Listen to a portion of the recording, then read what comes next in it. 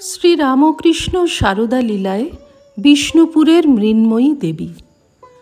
পত্রিকার ৩০তম বর্ষ, তৃতীয় সংখ্যা। জয়দীপ মুখোপাধ্যায়। শ্রীরামকৃষ্ণের বিষ্ণুপুরে যাওয়ার প্রসঙ্গটি তাঁর শ্রীমুখেই কথামৃতে বিধৃত হয়েছে। তিনি জানাচ্ছেন, আমি একবার বিষ্ণুপুরে গিয়েছিলুম। রাজার বেশ সব ঠাকুরবাড়ি আছে, সেখানে ভগবতীর মূর্তি আছে, নাম মৃন্ময়ী। বিষ্ণুপুরের মৃন্ময়ী দেবী বড় জাগ্রতা, এ কথা ঠাকুর আগেই শুনেছিলেন। সেই কথা সূত্রে তিনি বলেছেন, আবির্ভাব মানতে হয়। তিনি পথে যেতে যেতেই ভাবাবেশে মল্লরাজ বংশের কুলদেবী মৃন্ময়ীর দর্শন পান। বলেছেন, দিঘির কাছে আমার ভাব সমাধি হল, তখনও বিগ্রহ দেখি নাই। আবেশে সেই দিঘির কাছে মৃন্ময়ী দর্শন হল, কোমর পর্যন্ত। লীলা প্রসঙ্গকার ব্যাখ্যা করেছেন, ঠাকুরের রূপ রসাদি বিষয় সম্পর্ক শূন্য সর্বদা দেবতুল্য পবিত্র মন ওই সূক্ষ্ম বিষয়ে স্থির করিবার একটি অপূর্ব পরিচায়ক ও পরিমাপক যন্ত্রস্বরূপ ছিল।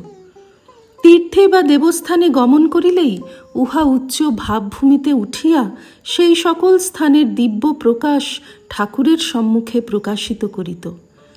লীলা প্রসঙ্গকার আরও একটি তথ্য দিয়েছেন। মন্দিরে গিয়ে ঠাকুর দেবী মৃন্ময়ীর যে মুখাবয়ব দর্শন করেন, তা তাঁর ভাবস্থ অবস্থায় দেখা মুখাবয়বের মতো ছিল না। কারণ অনুসন্ধান করে তিনি লিখেছেন, ওই মূর্তি এক সময়ে এক পাগলিনী কর্তৃক ভগ্ন হয়। রাজবংশীয়রা সেই জন্য পূর্বমূর্তির মতো অন্য একটি নূতন মূর্তির পুনঃস্থাপনা করেন। বাস্তবিকই নূতন মূর্তিটি পুরাতন মূর্তিটির মতো হয় নাই।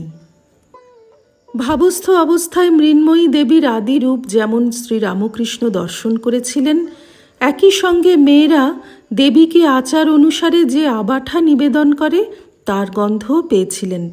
ঠাকুর জানাচ্ছেন, ঠাকুর বাড়ির কাছে বড় দিঘি। আচ্ছা, দিঘিতে আবাঠার অর্থাৎ মাথা ঘষার গন্ধ পেলুম কেন বলো দেখি? আমি তো জানতুম না যে মেয়েরা মৃন্ময়ী দর্শনের সময় আবাঠা তাঁকে দেয়।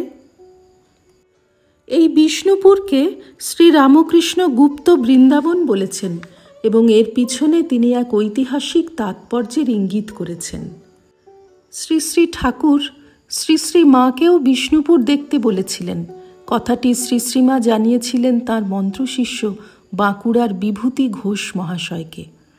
বিভূতি ঘোষ বলেছেন, একবার বিষ্ণুপুর হইয়া যাইবার সময়ে শ্রী শ্রীমা এখনকার লালবাঁধের ধারে সর্বমঙ্গলার মন্দির প্রাঙ্গণে বসিয়া বলিয়াছিলেন, ঠাকুরের কথা তো আজ সত্যি হল।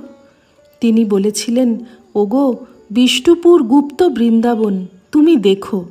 আমি বললুম, আমি মেয়ে মানুষ, কি করে দেখব? তিনি বললেন, না গো, দেখবে দেখবে।